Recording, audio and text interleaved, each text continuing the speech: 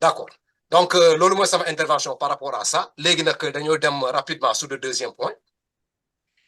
Mooy je ne sais pas su fekkente c'est une vérité ou pas, mais quand même da nga gis au niveau de Walfadjri, et je crois que le quotidien aussi là, bon peut-être wax na ko, je sais pas si c'est vérifié ou pas, mais titre la rek quoi. Si c'est avéré ou pas avéré, analyse lañ fiy def. Le président de la République a été averti par la France, par le Maroc, par rapport au fait que mu bëgg a immiscer wu dans la politique au niveau du Sénégal quoi. C'est-à-dire su fekkente dafa ñëw bëgg a nekk dans la scène politique là pour essayer de poser des gens yoo xam ne peut-être dina jéem a déranger un tout petit le régime en place. Il a été averti par rapport à ça. Lan mooy seen appréciation par rapport à cette analyse là bi ñu dégg si c'est vrai on peut l'analyser, si c'est pas vrai aussi ça peut être un sujet de débat. Est-ce que le président de la République ne doit pas faire attention par rapport à ces actions là muy dans la scène politique là concernant ce régime là bu nekk en place. Jobas. waaw jërëjëf nga jox ma parole bi mais damay dugg tuuti ci avant dernière question bi la. Ok. Kii laay poser question. Manter bon xam naa dafa mute. Manter. waaw. Tu veux que succinctement ma wax la. waaw. lan la Bah Diakhaté wax. waaw. bon su ma la ko waxee. oui. est-ce que di nga mën a jël sa tur dugal ko ci wax boobu. mënu maa engagé ci lu ma xamul te lu ma déggagul. waaw xam nga lan la wax dama koy résumer quoi. non Jo c'est propos non bàyyi rek ma résumer ko. non bul dugg dans ces phrases là parce que loolu moo dinaa ko wax non c'est pas grave on peut éviter Martin bu non bu duggee dans le net là il peut trouver ça quoi. Évitons de répéter ces mêmes phrases là sur le plateau quoi nañ ko bàyyi on sait que ce sont des non du ma wax même phrase non mais à ce moment là ça ne signifie rien du am sens parce que Bah Diakhaté li mu wax boo koy transformer tu es en train de déformer la pensée d'une personne. Il faut mu dëgg originalement waa ji li mu wax pour mu xam la portée de ce qu'il a dit mais yow boo ko transformé nga en autre manière ça devient non mais dina ko jege ça devient tes propos dina ko jege non c'est une vidéo de quand est-ce que vous me dites c'est une vidéo de quand mais Bakary quel est ton problème non mais da nga bëgg ma bàyyi ko mu taxaw fi encore mu répéter les propos de Bah sur l'émission c'est ce que vous voulez. Non, dites-moi, c'est une vidéo il s'assume. Mais non, je refuse. Oui, mais au moins, dites-moi, c'est une vidéo de quand? Bon, après, yow dinaa la woo. Voilà. Naa la woo ci suuf. Ma wax la non, mais xam nga man bu ngeen ma waxoon vidéo bi bu kañ rek man je vais la chercher. Vidéo insulté personne. Nee nañu insulté personne. May ma rek. Nee nañu vidéo bu yàgg la. Mais vidéo boobu. Bah Diakhaté n'a insulté personne. On parle de la sortie de Bah Diakhaté. Il lui vaut d'être dans les liens de la détention. On ne parle pas des vieilles vidéos. Bah Diakhaté dafa wax ñu jàpp ko. Dégg wax leen lan la wax kenn la saaga. Ne passe pas sur ces mots sur ce plateau s'il te plaît. ñun xam nañ ko Manter su fekkente dugal vidéo bu nekk au Sénégal sa vidéo man bu ngeen ma waxee après c'est après Manter tu ne l'as pas écouté on ne peut pas répéter ce truc là ici sur ce non je n'ai pas dit de répéter j'ai dit dites-moi je vais te le dire après on t'envoie la vidéo il y a pas de problème voilà envoie-moi la vidéo aussi voilà d'accord après on va parler de ça après l'émission mais je ne peux pas admettre ñu répéter ces propos nu mu tuuti Camara si tu as la vidéo tu lui balances ça il va écouter ça à côté. Jobas, on continue sur le deuxième point quoi. Envoie-moi la vidéo. Bon, sur le deuxième point, les mises en garde du Maroc et de la France. Parce que, tu sais, je suis très méticuleux. Est-ce que vous avez des preuves de ça? Hein? Pape Sarr, la question est posée en deux manières. Si c'est avéré ou pas, analysons. Voilà, c'est ça quoi. Donc il n'y a pas de preuve ici. Moi, je n'analyse rien que ça. Moi, je m'en analyse le faux. Voilà, d'accord. Donc il n'y a pas, tu laisses les autres analyser. Voilà. Donc ça se trouve dans le net quoi. Les gens sont en train d'en parler. Maintenant, tu peux essayer d'analyser ça. Daal ñu ne. dañ ko defal mise en garde. Man nag su dee niñ ko xalaatee man mise en garde yi sax d'accord ma si. Parce que quel que soit X su dee li nit ñi sujet kii li nit ñi njort su dee loolu dama ne mise en garde bi amul sens parce que c'est un ancien chef d'État. Ancien chef d'État, là, en plus, il est président, secrétaire général d'un parti. Donc, ça veut dire que le plus xew fii Sénégal, il a voix au chapitre, war na ci mën a wax. War na ci mën a wax. Mais, su ma dugalee mais bi mooy, am na wax yoo xam ne, ah, su dee dafa nar a yee fitna, entre guillemets, ah, su dee dafa nar a yee fitna, entre guillemets, ñi nga xam ne àndoon nañu ak moom démb, mun nañ ko ne, ah, yow yaa ngi dugg ci loo xamul de, ci li nga dugg nii, mun na indi beneen jiixi jaaxa ci biir dëkk bi. te ñoom ñëpp xam nañ leen ñoom amuñu xarit intérêt lañu am. Maroc France lu ko France ëppale Sénégal bëriwul loolu ñun ñëpp xam nañ ko. Maroc lu ko France ëppale biir Sénégal bëriwul donc Maroc daf fi am ay intérêt. France moo ko ëppale intérêt mais jegewoo nañu jegewoo nañu léegi pour soo gisee Sénégal régime bi changé Macky dem ba à la dernière minute presque moom moo wéeru ci ñoom ci ñi gagné ni pousse leen ñu gën a avancé du loo xam ne moom daf ko bëgg de du loo xam ne dañ ko daf ko bëgg de. Moi je sais que gis nga comme je dis que je suis très méticuleux gis nga biñ joxe résultat yi ba tendance bi nekk très favorable, je dis très bien, je pèse mes mots, très favorable à l'opposition mooy Pastef ah ba booy wóor leen ne ñi kenn mënut leen dab bi xale yi génne ak seeni moto laa door a comprendre lu tax opposition bi dem nar a gagné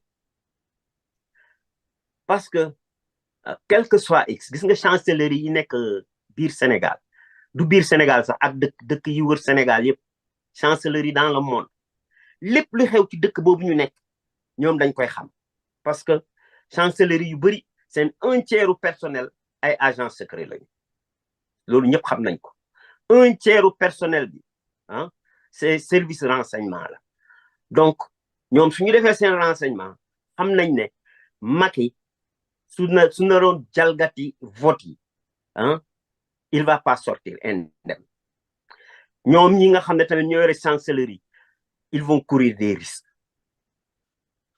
ci sama xalaatu bopp xam naa moo tax ñu ne ko bàyyi ñi ñu jàll peuple bi population bi ñoom lañu àndal bàyyi leen ñu dem moo tax mais ci mise en demeure yi ko gars yi defal nii soo xoolee gis nga nit da ngay utiliser sa xel xalaat lay jëriñ Macky Sall lan la def balaa muy dem des nominations ay tappal ay médailles il a essayé de créer un noyau dur pour des élections ñun defuñu politique de mais am nañu xel quoi il a essayé de créer un noyau dur pour les prochaines échéances ñi muy tappal ay médailles ñëpp ay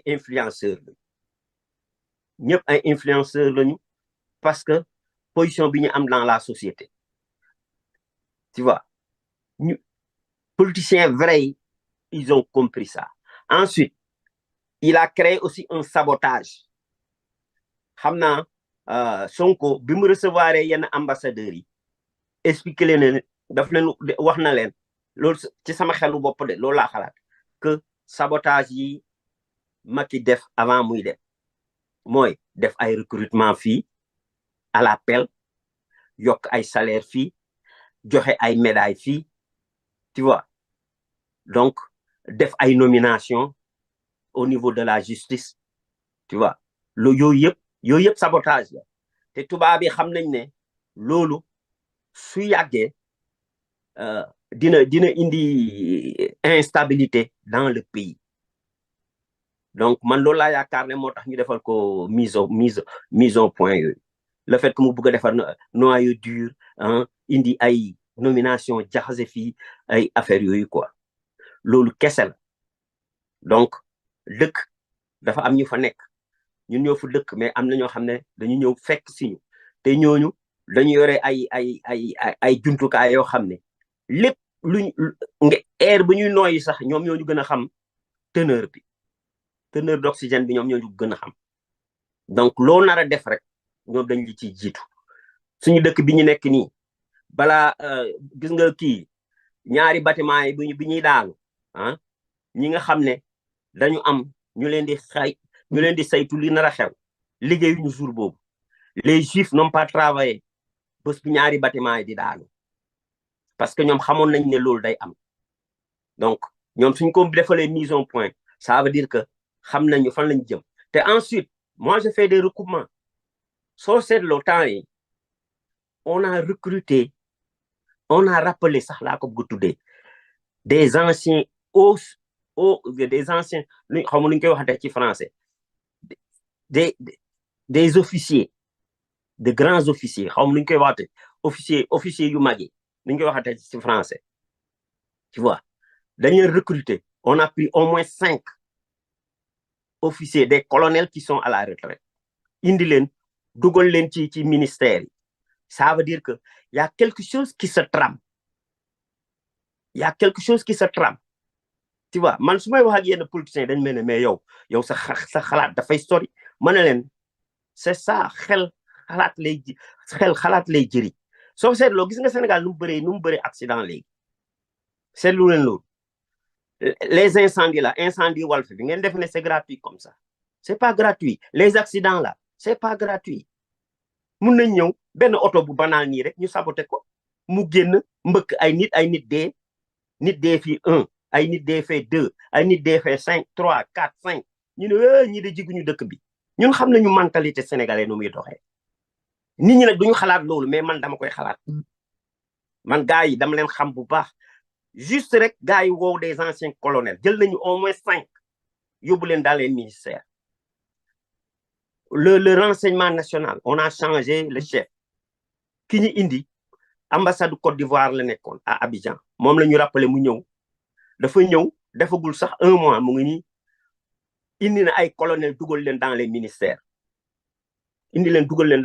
c'est pas gratuit tout ça c'est pour le renseignement c'est pas gratuit donc France ak Maroc su ñu defee mise en garde ça veut dire que y a quelque chose qui se trame man dama joxe ay quelques points nii rek ok merci ok Manter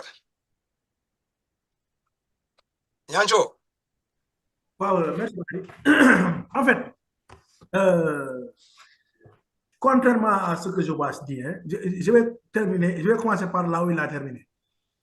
Le fait qu'on prenne des officiers supérieurs qui sont des colonels ou bien des officiers, généralement c'est des colonels, hein.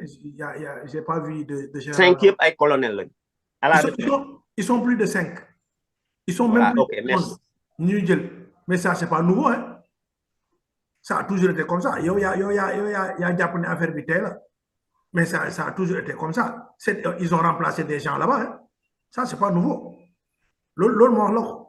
Ensuite, qu'est-ce que le renseignement a à voir avec un accident de la circulation qui a fait des morts à l'intérieur du pays?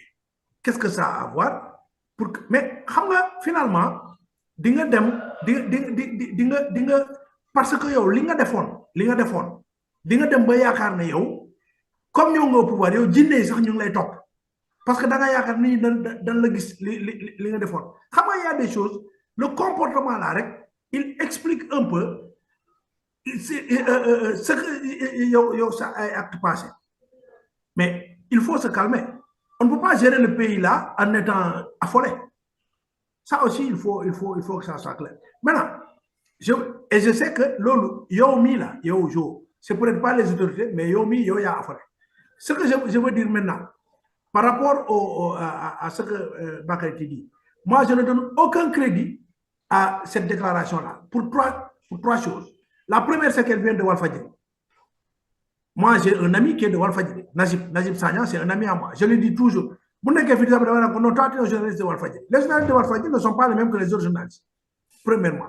Parce que Walfadjri, c'est une chaîne qui dégouline de mauvaise foi, premièrement.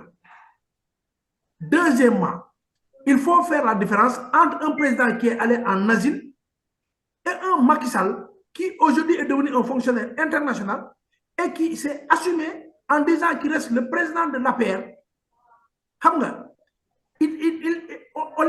Macky Sall au Maroc, ce n'est pas une asile politique. Hein? Il est allé là-bas parce qu'il a dit de manière très claire, je voudrais m'éloigner un peu pour ne pas gêner le président. Et il a assumé le fait qu'il continue la politique jusqu'à présent. Maître Abdoulaye l'avait fait, qu'il avait fait. Ensuite, troisièmement, il faut qu'il ait fait quand même des choses, peut-être qu'elles sont délictuelles pour que nous quiconque, mais quelqu'un qui prend son téléphone, qui assume la présidence de son parti, qui reste au Maroc et qui appelle ses militants pour leur dire que je vous encourage, tenez bien. Mais si ça c'était un délit, pourquoi on garde Karim Wade à Doha? C'était par lui qu'on devait commencer. Donc tout ça là, ça fait que moi je ne donne aucun crédit à ce que Walfadjri dit. Maintenant, si je ne donne aucun crédit à Walfadjri dit, je vais augmenter ceci. Il faudra aussi que dans le cadre de la rupture, comme Bakary tu veux bien l'affirmer là, qu'on arrête Walfadjri. Parce que ça aussi, je crois que ça doit aller dans le cadre de la rupture. Et puis, à propos de rupture là, au lieu de que Badiakate nous tue pendant une semaine, nous n'avons pas jugé souvent. Si c'était vraiment une rupture, on aurait pu lui signifier ses délits et ensuite le laisser rentrer, demain on le convoque. C'est en ce moment-là qu'on aurait eu la vraie rupture. Entre tenir quelqu'un en prison pendant une semaine pour une déclaration et quelqu'un qu'on a pris et dont on a instruit le dossier. La vraie rupture aurait été de dire, écoutez, la liberté c'est la règle, on te laisse libre, mais le lundi tu viens répondre. C'est en ce moment-là que ça allait être la vraie rupture. En réalité, Walfadjri, ils sont très forts dans le fait de vouloir vendre le journal. J'ai vu ça quelque part dans le net aujourd'hui, que Walfadjri a dit que le président de la République, que Macky Sall a été averti, a été rappelé à l'ordre par la France et par le Maroc. Moi, mais par rapport à l'analyse que j'ai faite, je ne donne aucun crédit à ça. Voilà, merci. D'accord. Pape Sarr. Oui, moi je n'en parle pas parce que c'est faux. Je vais plus loin que mentir. Ça n'a pas de sens. Voilà, c'est aussi simple que ça. Ça n'a vraiment aucun crédit et aucun sens. Donc je préfère passer mon temps à parler à revenir un peu sur ta manière de faire ton analyse tout à l'heure et de mettre n'importe quel grief sur Badiakate en l'accusant d'avoir insulté. D'abord, moi j'ai écouté la vidéo, il n'y a aucune insulte de Badiakate contre qui que ce soit. Ça c'est la première chose. La deuxième chose, c'est que Badiakate avance des choses qu'il a documentées et qu'il pourra prouver devant le tribunal demain et qui ne sont pas en soi des délits parce qu'il l'a dit. Donc, contrairement à ce que tu avances, Badiakate, c'est une patate chaude. Si on le retient demain, on le retient pour en faire comme ça un prisonnier politique, pour l'obliger à se taire, et en le cachant, en pensant que si on le cache, il ne pourra plus dire autre chose. Mais même si on cache Badiakate, d'autres diront ce qu'il a déjà dit, et d'autres montreront les preuves qu'il a déjà montrées. Donc, Badiakate, Sagaoul, Sagalououl, ce qu'il a dit, il a toujours dit, il le maintient, et je ne l'ai pas entendu insulter le Premier ministre de la République du Sénégal. Que les choses soient très claires. Il n'a pas dit le 10e de ce que le Premier ministre himself a dit quand lui était opposant au pouvoir de Macky Sall. Et puis, puisqu'il faut donner un exemple dans ce que tu viens de dire, mais commencez par attraper Azoura Fall. Lui, il a insulté de père et de mère le président de la République. Quand vous autosaisir le procureur pour dire que ça y est, maintenant la récréation est finie, on a changé de ton, et maintenant celui qui insulte les institutions, on le met en prison, mais il faut que Azoura Fall ne doit pas dormir dans un lit dans ce pays. Il doit être en Rebeuss. Qu'on commence par s'autosaisir parce que lui, de façon intelligible et en Wolof, a insulté de père et de mère le président de la République. Lolo grave, n'importe quoi. Parce qu'en faisant ça, il n'offense pas seulement les gens de Pastef, il nous offense nous. Parce que le président, c'est notre président. Le président de la République du Sénégal, c'est le président de tous les Sénégalais. Celui qui l'insulte doit faire face à la justice de ce pays. Il a fait quand? Parce que nous avons Damané, il l'a fait alors qu'il est devenu président de la République, Azoura Fall.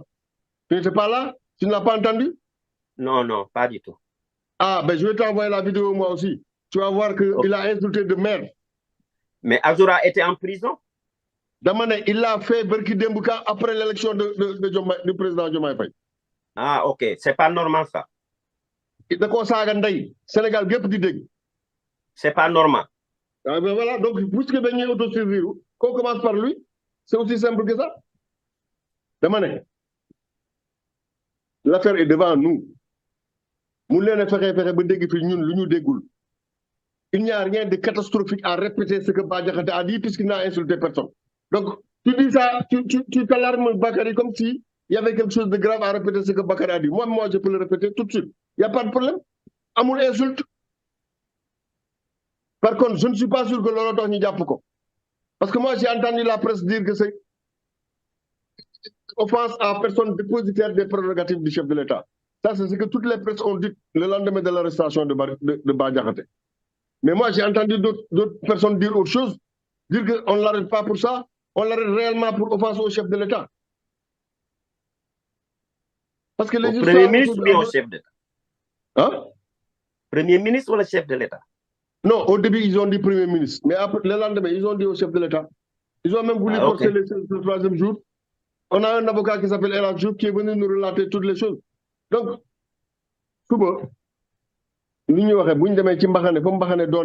moi j'ai confiance à la justice de ce pays. Et je sais que quand il n'y a rien, on ne retient pas les gens contre leur gré. On ne retient pas les gens comme ça pour faire plaisir à un État ou à qui que ce soit. Maintenant, je continue aussi de croire que le parquet peut continuer de demander au procureur de s'autosaisir. Hein.